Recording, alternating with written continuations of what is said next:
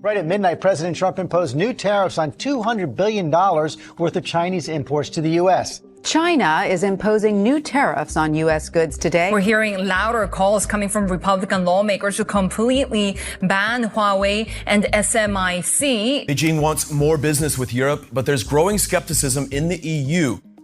Tensions between China and the West, specifically Europe and the United States, continue to grow. And as international world events add uncertainty to the mix, Israel has formally declared war after that unprecedented multi-pronged terror attack from Hamas. The long-awaited Ukrainian counteroffensive is stretching into its fifth month. Mr. Putin said that peace would only be possible after what he called Kyiv's demilitarization.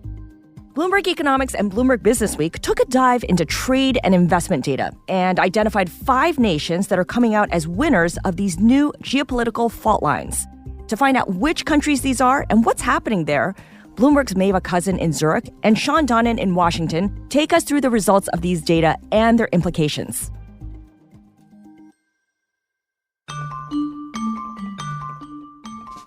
I'm your host, Scarlett Fu. Today on The Big Take, which countries are benefiting from the reshuffling of global supply chains?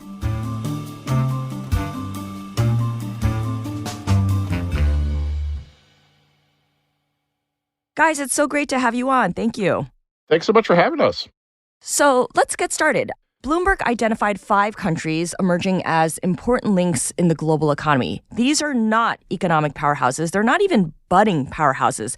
Instead, you call them connectors. What do you mean by that? So I think one of the things we think about when we think about the global economy is often the relationship between the largest economies, right? When we talk about globalization, when we talk about how people are getting along in the global economy, we often think of the U.S. and China, or the U.S. and EU, or the EU and China. And the reality is actually that increasingly we're starting to see these smaller economies that are kind of setting themselves up as, you could call them pit stops, you could call them extra links in the supply chain.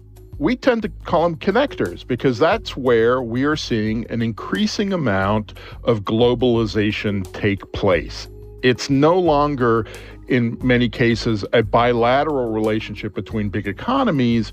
As a result of all sorts of things from tariffs to geopolitics, we're seeing a lot of trade, a lot of investment take a diversion on the way between big economies through these connector economies. I like the way you describe that. If you think of global trade like an airplane flight, political and economic tensions have resulted in there no longer being any direct flights between the U.S. and China or the U.S. and Russia or other countries. You now need to change planes somewhere first. These are kind of forced stopovers. Is that one way of thinking about this, Maeva? Yeah, it's one way of thinking about it. I would say that there is still quite a lot of direct flights between the US and China in terms of trade, of goods. When we've looked at the numbers, it is clear that on the products that have been targeted by the trade war since 2019, there has been a big drop in Chinese exports to the US and US imports from China, but they still get a lot of goods directly from China. So the US is still importing a lot. Those connectors, those hubs in between the big makers, the big producers, and the big buyers are taking an increasing role in the global supply chain. So we are seeing some lengthening of the global supply chains with an extra stop in some cases. Another way of thinking about it, if you're talking about flights, is that those direct flights have just gotten more expensive. So more people are taking indirect flights through hubs. So, if we're talking about places like Vietnam and Mexico, and you're thinking about the U.S. kind of domestic airline network, they're kind of the Atlantas and Chicagos of the world. When you talk about countries like Mexico, like Vietnam, how did they become so critical in the current global economy? Is it because they are a clear member of Team China or Team USA or Team Europe, or is that too simplistic? I think it depends on the individual economies. A lot of it has to do with free trade relationship and free trade agreements. For example, Mexico, it being part of what used to be called NAFTA, has made a huge difference in its economic relationship with the United States and Canada. It is a key part of a North American supply chain. But one of the things we've seen in recent years, for example, is a lot of Chinese companies start to invest in Mexico, where they are producing for the U.S. market. they still want to export to the U.S. They're just doing it from factories in Mexico. It's the same thing with Vietnam. Vietnam for years has been building its trade relationship. Since the 1990s, it's been building its economic relationships with both the U.S. and China. I don't think you'd put them in either Team China or Team USA. Both teams are trying to make sure they have a good relationship with Vietnam. And I think some of those relationships actually predated tensions and building of tensions in geopolitics globally. I think if you think of Mexico or Vietnam, these are countries that have started, Mexico in particular, emerging as very important manufacturing hubs.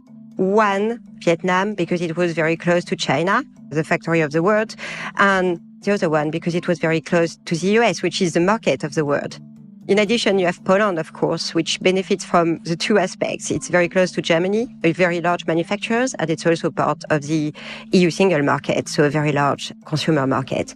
So I think those are the sort of benefits from those economies. And now they are, I think, in a more polarized global world.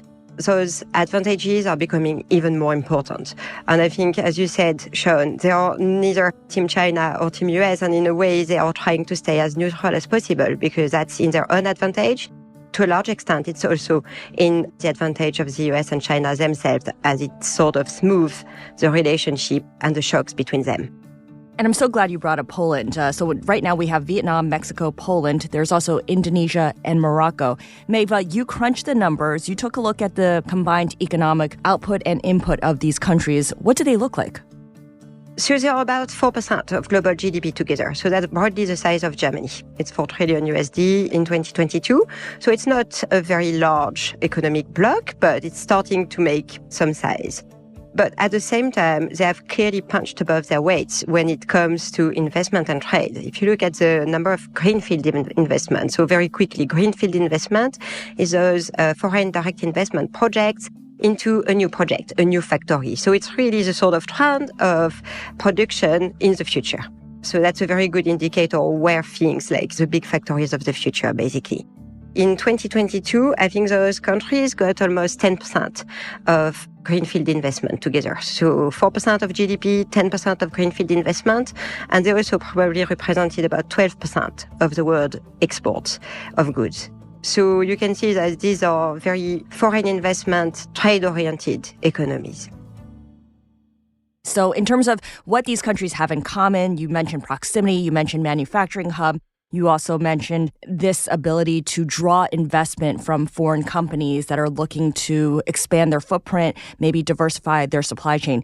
Is there anything else that we should think about in terms of what these countries share in common? Yeah, look, trade deals are a big part of the story. And I think in the case of Morocco, for example, it has a trade agreement with the United States. And as a result of that trade agreement, companies that invest there are able to take advantage of the benefits of the Inflation Reduction Act and all the subsidies and incentives that are in that when it comes to things like electric vehicle production and so on. So Morocco sits, at the top of Africa, has free trade relationships with the US, also with the EU. And that means that it becomes a kind of, like Mexico, a hub for investment, a hub for production, and it really is looking forward. And they really are trying very hard to position themselves in terms of this kind of electrification. This is the other context for all of this, is we have this enormous transition happening in the global economy from fossil fuels to green energy. And a lot of these countries are finding a way to take advantage of that. There has been many studies actually looking at what are the drivers that can explain how a country can raise its stakes in the global value chains. And there are lots of things. Proximity, trade deals, language can help as well, having a common language with one of the big importers or exporters. The quality of infrastructure and institutional quality generally helps a lot. Cheaper labor costs, of course, and that's probably the sort of thing you think about when you think about Mexico versus the US or Vietnam versus China. So there are lots of drivers of potential success in global value chains that have clearly benefited those 5 economies. After the break, which countries in Asia and Africa are benefiting from tensions between China and the West?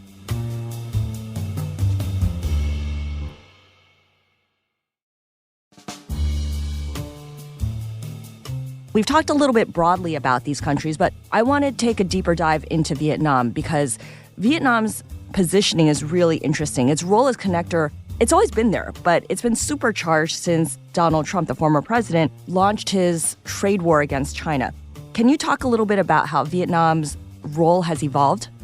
Vietnam's economic rebirth really started happening in the 1990s when it normalized relations with the United States. Remember, they had been, for decades after the Vietnam War, had been kind of frozen out. The U.S. and Vietnam did not have diplomatic relations. And what we saw when that happened in the early 1990s is very quickly an initial surge in investment and people looking at producing in Vietnam. It's a big economy in its own right, or a big population center in its own right. But what we saw during the Trump administration was another acceleration in that, as we had the Trump administration put these tariffs on goods from China. And so a lot of people started shifting production, and that is happening to this day. It's still playing out. One of the places that our reporters visited as part of this project is, literally these rice fields in northern Vietnam that are being turned into factories for Foxconn that will make MacBooks. There's other companies that will make AirPods, all of your iDevices. We think of them often as coming from China. A growing number of them are going to come from other countries like Vietnam. So Vietnam is very much focused around the kind of tech supply chain, consumer tech supply chain.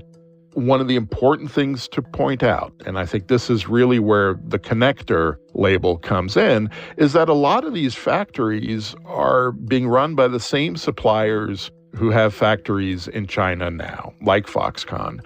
And that, in fact, in some cases, these are Chinese suppliers who are setting up in Vietnam. So China doesn't get taken out of the equation just because production shifts to Vietnam.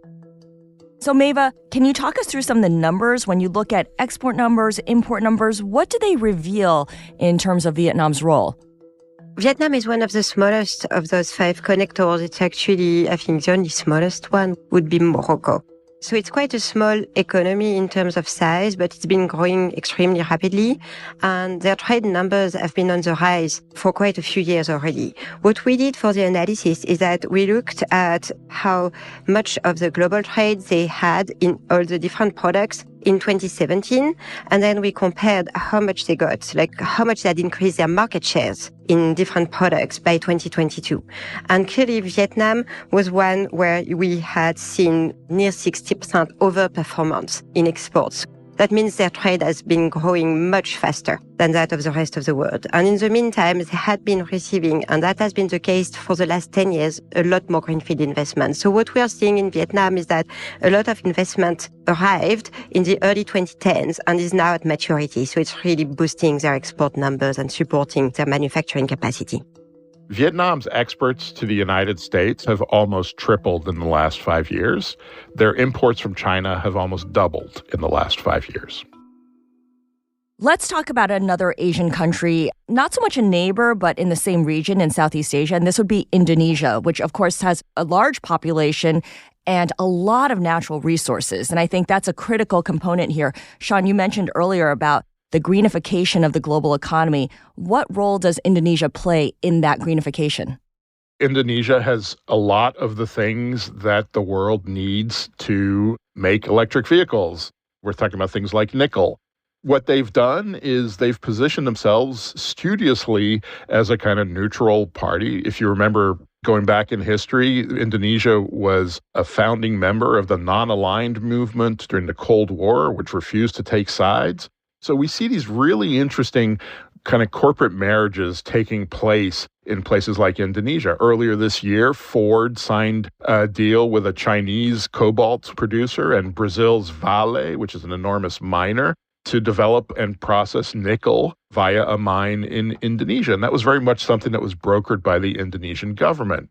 They're trying very hard to make themselves a kind of essential stop or an essential source for the electric vehicle supply chain, for the green energy supply chain. To be clear, they're not actively choosing between the U.S. or China, are they? They're kind of actively courting both countries. Absolutely. I mean, President Joko Widodo, who's really behind this, was in the U.S. earlier this year, and his message was very clearly, we want more U.S. investment in Indonesia. And at the same time, they're getting lots of Chinese investment there. And the U.S. is not the only Western or G7 economy that they're courting. They want investment from everywhere. And if anything, their complaint is that, on the U.S. or on the Western side, some investors have been slow to come to Indonesia and aren't quite balancing out the investment that they're seeing from China. Maeva, you mentioned earlier Morocco being the smallest of the 5 connector countries that Bloomberg has identified. Yet, when it comes to the car industry and the EV industry, it's playing an increasingly important role. Can you tell us a little bit about the basics of Morocco's economy and how, therefore, that puts it in a very advantageous position given the current state of the fragmented global economy? It's really the car industry and the shift to the electrical vehicles mean that actually car manufacturers from Europe, Stellantis in particular, and also some of the German ones, have to make big investments. They have to renew their equipment stock. And that's a very good opportunity for those countries that can benefit from these new investments. They benefit, the manufacturers are looking for those lower labor costs. In some cases, in the case of Morocco, you have also better access to some of the natural resources. So that makes them a very good destination for new investments. And that's what we're seeing currently in Morocco. And Sean, the free trade agreements that you mentioned earlier, this really comes into play when it comes to Morocco. And it's something that maybe was not planned, but has worked out pretty well. Absolutely. So the U.S. and Morocco have quietly had a free trade agreement in place for many years. It didn't quite matter as much as it does today in the past. And the reason it matters today is because we're talking about billions of dollars in investment that is going into Morocco in battery plants and other kind of parts of the electric vehicle supply chain. And one of the big reasons for that is that free trade agreement and the fact that that free trade agreement makes things that are produced in Morocco eligible for the tax rebates and the other incentives that you have under the Inflation Reduction Act, which is a big part of the Biden administration's effort to encourage the development of the green economy. Not to mention the fact that Morocco is home to the world's largest reserves of phosphate, which is a key ingredient in rechargeable cells used in EVs. I struggle to keep track of all the different ingredients in these EV vehicles because there's so many different components and you have to go all over the world to get them. One of the things that we are seeing today in the world of electric vehicles, and particularly in terms of batteries, is a huge amount of innovation, which means that some of the key ingredients for today's batteries may not be the key ingredients for the next generation of batteries. That is a potential vulnerability for some of these connector economies. Coming up, a closer look at the fruits of foreign investment for Poland and Mexico.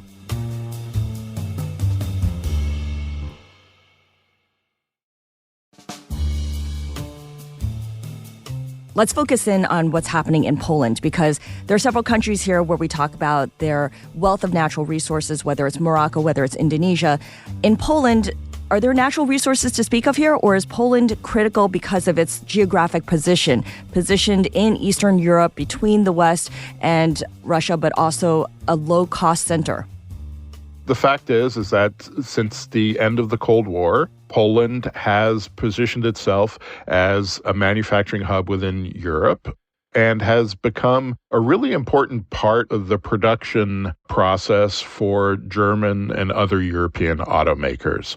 And now that we have this transition happening in the auto industry, it is again trying to take advantage of that. And again, like other countries, it's trying to make sure that it's not just producing parts, but that it's actually taking full advantage.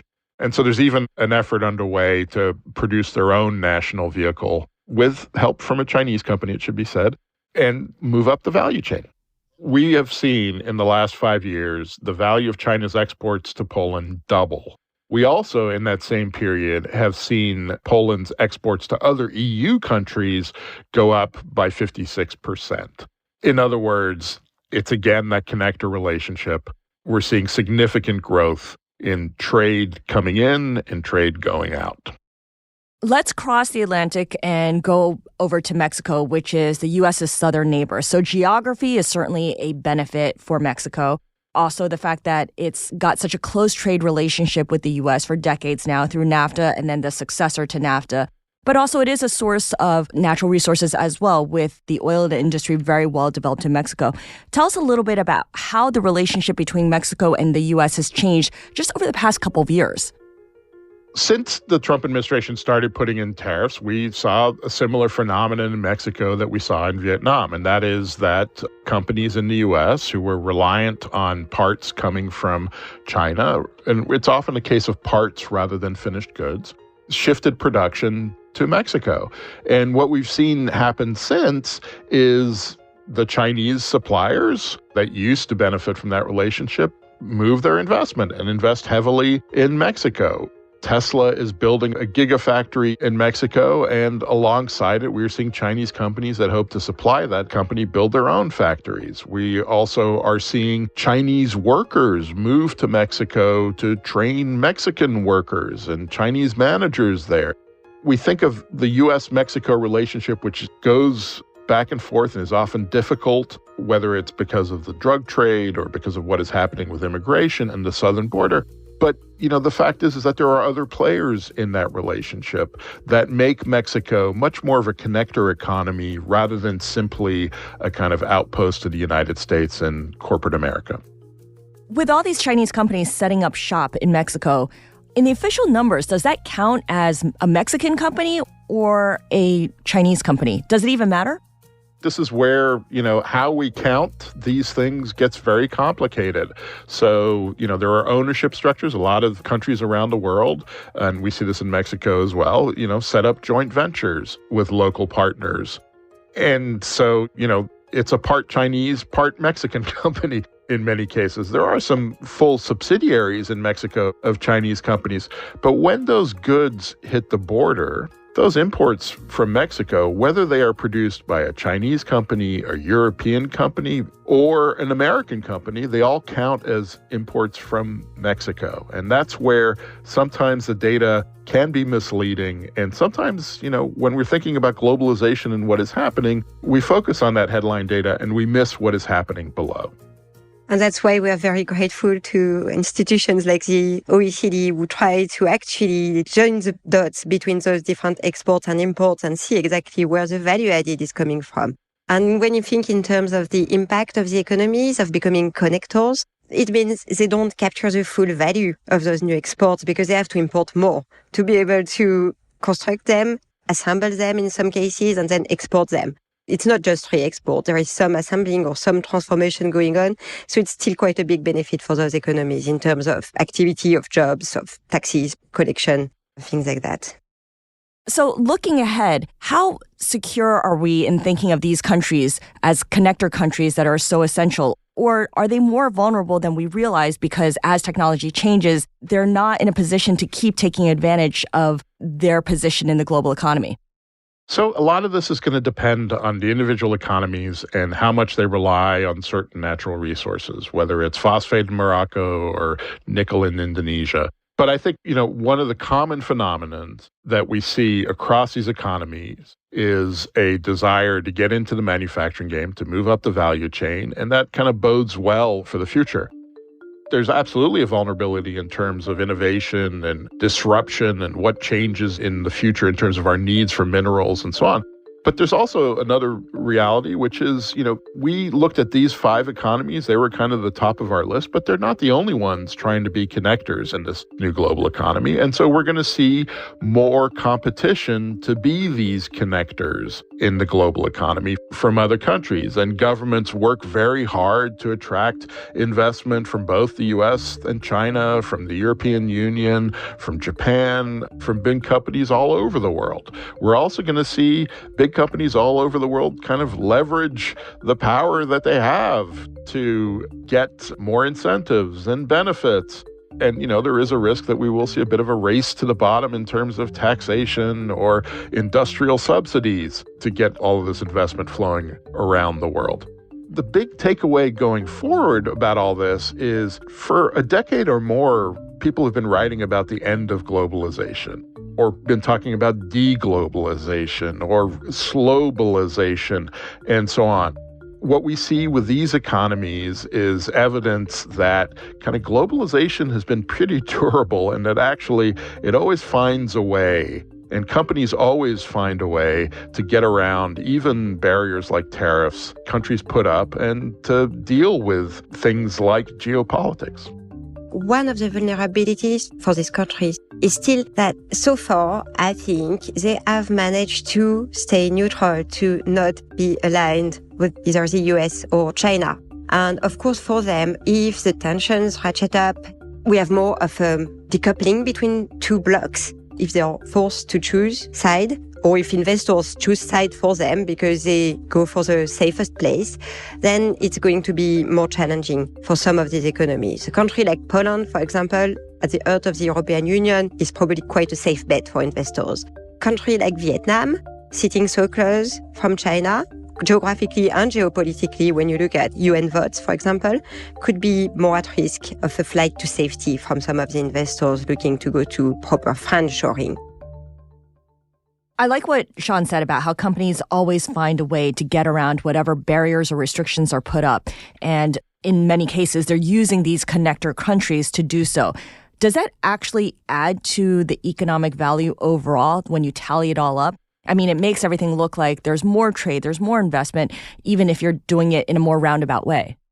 There's another way of looking at it. There's the kind of consumer end of that, which is when stuff takes more stops on the way to getting to you, the consumer, that inevitably means higher costs for the consumer and higher costs for companies and so on. And it's a less efficient way of producing. And so these connector economies, absolutely, we're going to see them adding to global growth. We're going to see adding to flows of trade. But, there's also this kind of negative impact of all that, which is all of this is going to cost us more. It means that that television, that iPhone, those AirPods, that electric vehicle all may end up costing us a little bit more than it would otherwise. My view is that it's actually a second best. It's quite good that we can have those step hubs in between the main economies when they start imposing very large trade war tariffs or things like that. For example, you look at some very large model of the global economies, you realize that you can split the world into two economic blocks as long as you keep a neutral block in between. The global costs are manageable or contained in terms of GDP, because these neutral countries play a cushioning role between. You have losses because in a way you have this extra stop that doesn't really add any value, but is just the sort of second best to importing and exporting directly between countries, but the costs are contained. As soon as you split the world without neutral countries in between, so you really have the world split between two economic blocks, the global models start to find much higher shocks to the global economy, much higher costs, because then you have a lot of inefficiencies whereby you have too much investment in China relative to demand in Chinese bloc, and you have to invest a lot in the rest of the world, and you have to invest in things where you're not actually so good at doing, instead of investing in things where you are better at. So you don't exploit your comparative advantage as much as you used to. So there are big losses. Sean, thank you so much for joining us from Washington. Fantastic story. It's wonderful to be here. Thank you. Maeva, really appreciate your giving us the insight, and thank you for staying up late to speak with us. Thanks for having me. Thanks for listening to us here at The Big Take. It's a daily podcast from Bloomberg and iHeartRadio. For more shows from iHeartRadio, visit the iHeartRadio app, Apple Podcasts, Bloomberg CarPlay, or wherever you listen. And of course, we'd love to hear from you. Email us questions or comments to bigtake@bloomberg.net. This episode was produced by Federica Romaniello, with production support from Sam Gebauer. Raphael Amsili is our engineer. Original music by Leo Sidran. I'm Scarlett Fu. We'll be back tomorrow with another Big Take.